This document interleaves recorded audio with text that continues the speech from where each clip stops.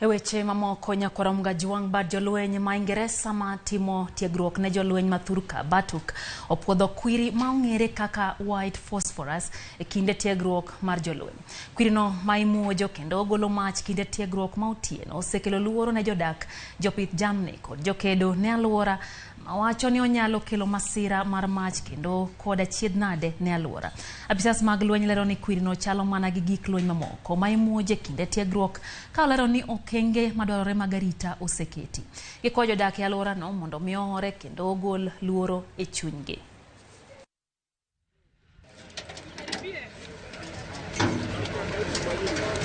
White phosphorus is used by the British Army only for illumination, so as part of flares, and for screening as giving off smoke. So we do train with it at Archer's Post when conditions allow.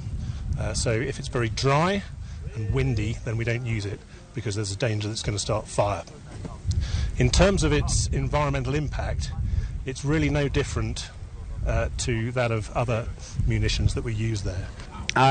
The KDF relationship with the Batuk or the British Army dates back to 50s, 60s and all that. And the training has taken, we've been with them all along training. And previously, as they said, they have increased their force or training units in Kenya. We do joint training frequently. And from the experience, we gather a lot because the British Army is experienced, seasoned.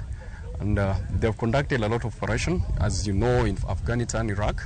And also KDF has conducted a lot of operations, especially in Somalia. So we come in and exchange these experiences and learn from each other.